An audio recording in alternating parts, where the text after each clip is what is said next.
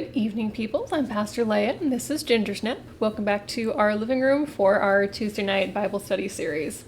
So we have been looking at some of the deuterocanonical or apocryphal books of the Old Testament, books that are published in Catholic and Orthodox Bibles, but usually aren't published in Protestant Bibles. So we went through some of the more fun highlights of those. There are a few other books and stories that are a bit more complicated than for a short live stream. So as we get into the lead up to Christmas, I thought it would be fun to look at, for lack of better, the weird Gospels. So there are a lot of stories, especially in the Christmas season, interestingly, that Joseph is usually depicted as a much older man, and Mary is a very young woman. These things aren't in our Gospels, but they are in other stories. So it's really interesting how these sorts of details still are in our common storytelling. And a few other details like that. I definitely remember being told as a kid that when Jesus was a baby, he never ever cried, and that Mary's labor was completely painless, which are really weird in retrospect. And anyway, not the point. But I wanted to start with the Infancy Gospel of Thomas, which is just fun. So this was written maybe about 100 years after Jesus died, so it's pretty contemporary, historically speaking. So the issue with it is definitely not when it was written, or where it was written, or even really who wrote it. But I think you'll be able to tell why it didn't make the cut, because it doesn't really work with the Gospels that we do have.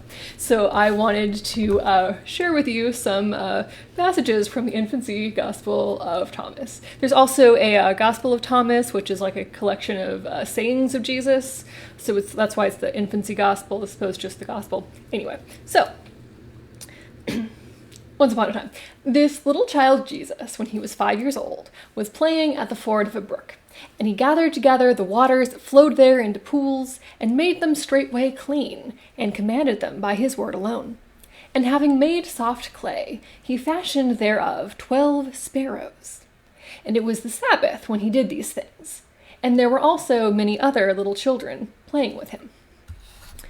And a certain Jew, when he saw what Jesus did, playing upon the Sabbath day, departed straightway, and told his father Joseph, Lo, thy child is at the brook, and he hath taken clay and fashioned 12 little birds, and hath polluted the Sabbath day. This is a 20th century, 20th century translation, but I just love he hath polluted the Sabbath day. And Joseph came to the place and saw, and cried out to him, saying, Wherefore doest thou these things on the Sabbath, which it is not lawful to do? But Jesus clapped his hands together and cried out to the sparrows, and said to them, Go! And the sparrows took their flight, and went away chirping. And when the Jews saw it, they were amazed, and departed and told their chief men what they had seen Jesus do. So Jesus made birds out of clay, and he brings them to life, and they fly off, which is just delightful. I really, really like that part of the story. So then there's another kid who, being a kid, Jesus has made these pools of water, and so the kid throws a stick at them, and so it messes up the pools. And so Jesus has a bit of a tantrum because he's 5, and makes the kid wither like a tree that shalt not bear leaves, neither root nor fruit. Then the kid's parents are rightfully upset, and they get mad at Joseph. So back to the Infancy Gospel. After that again, he went through the village, and a child ran and dashed against his shoulder, Jesus' shoulder. And Jesus was provoked, and said unto him, Thou shalt not finish thy course. And immediately the child fell down and died. But certain, when they saw what was done, said, Whence was this child born? For that every word of his is an accomplished work. And the parents of him that was dead came unto Joseph and blamed him, saying, Thou that hast such a child, canst not dwell with us in the village?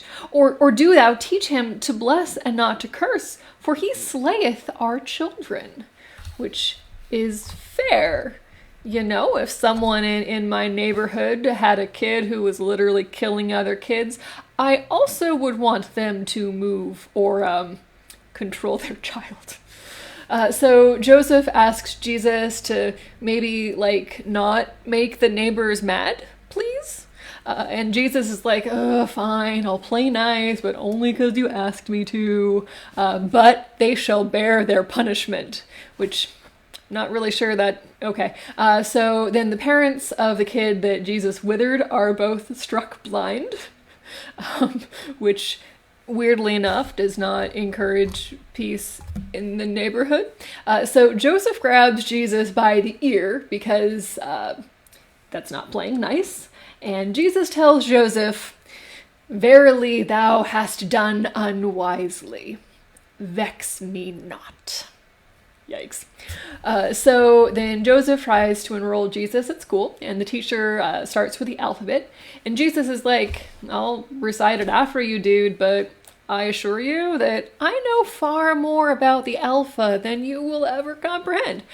So the teacher is kind of uncomfortable with the whole situation and tells Joseph that he can't teach the kid because he's not earthly born. And the teacher is ashamed to have been overcome by a young child. So another student hears this and laughs, and perhaps predictably at this point, Jesus curses him. So then no one dares to say a word against Jesus because they also don't want to be cursed or killed or maimed, which, I mean, that's fair. Yeah, I think I would do the same. So now, after certain days, Jesus was playing in the upper story of a certain house. And one of the young children that played with him fell down from the house and died. And the other children, when they saw it, fled, and Jesus remained alone. And the parents of him that was dead came and accused him that Jesus had cast him down. And Jesus said, I did not cast him down. But they reviled him still. To be fair, Jesus does kind of have a track record of killing people, so it's not an unreasonable accusation.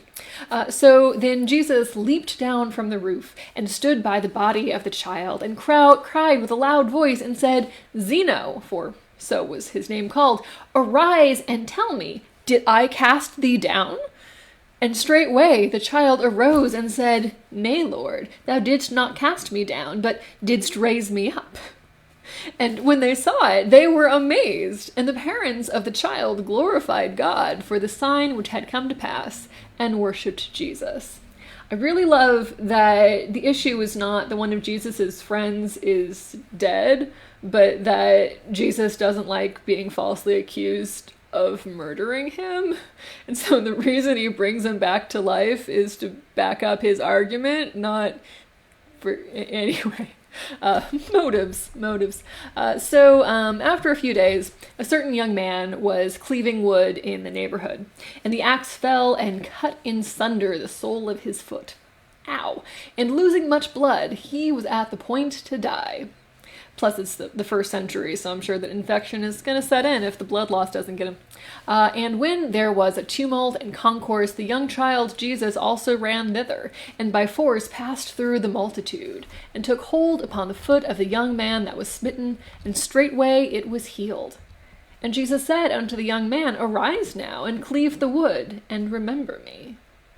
But when the multitude saw what was done, they worshipped the young child, saying, Verily, the Spirit of God dwelleth in this young child.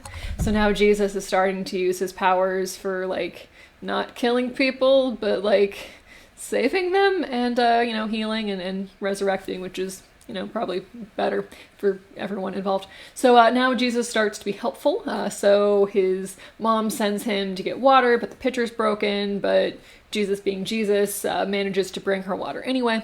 So Joseph plants some wheat, and Jesus manages to harvest 100 times what should have come from that amount of seed. So then Joseph cuts a piece of wood too short, and is like, gosh darn it, I knew I should have measured twice before I cut. And Jesus is like, yeah, that's fine. Just like put the pieces of wood, just hold them together. Joseph is like, okay.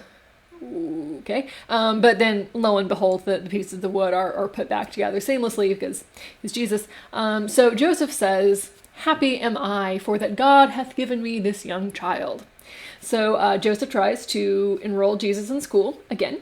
And Jesus isn't on board with this plan and talks back to the teacher, who whacks him on the head. I guess he's new to town and didn't hear about all the other people that Jesus has smitten or caused to go blind or just, killed.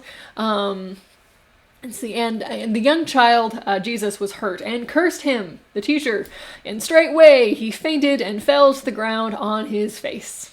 And the child returned unto the house of Joseph. And Joseph was grieved, and commanded his mother, saying, let him not forth without the door, for all they die that provoke him to wrath. This kid is permanently grounded until he stops using his divine powers to kill people, which is a pretty good house rule, I think. So Joseph then again tries to enroll Jesus in school, forgetting, I guess, that he already had grounded him for basically life. But this time, Jesus does not kill the teacher or curse the teacher or whatever. He just ignores the teacher, and so he takes it upon himself to just teach the class himself. And a great multitude came together and stood there hearkening, and marveled at the beauty of his teaching, and the readiness of his words, in that being an infant he uttered such things. He's still like 5 at this point, which is not what I would define an infant being, but language translation stuff. And again, this is a 20th century, or 19th. Well, the translator died in like 1910 or something. So point being, older translation. So now a venomous snake bites the hand of Joseph's son James, and he's about to die. So Joseph came near and breathed upon the bite, and straightway the pain ceased, and the serpent burst, and forthwith James continued whole. I love that he doesn't just save his stepbrother's life, but he also kills the serpent in the process, which is an interesting little touch. So, and after these things, in the neighborhood of Joseph, a little child fell sick and died, and his mother wept sore. And Jesus heard that there was great mourning and trouble, and he ran quickly and found the child dead. And Jesus touched his breast and said, I say unto thee, child, die not, but live and be with thy mother. And straightway the child looked up and laughed. And Jesus said to the woman, take him up and give him milk, and remember me. And the multitude that stood by saw it and marveled, and said, of a truth this young child is either a god or an angel of God, for every word of his is a perfect work.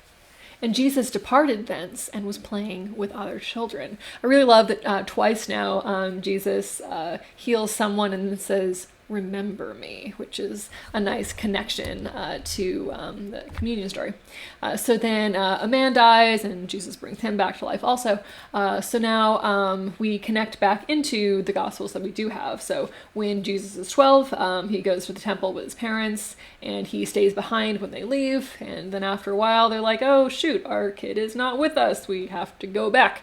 So they go back to the temple. So now Jesus said unto them, why seek ye me? Know ye not that I must be in my Father's house?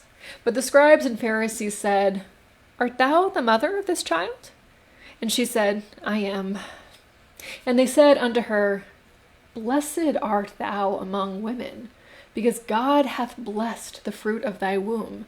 For such glory and such excellence and wisdom we have neither seen nor heard at any time. And Jesus arose and followed his mother, and was subject unto his parents. But his mother kept in mind all that came to pass.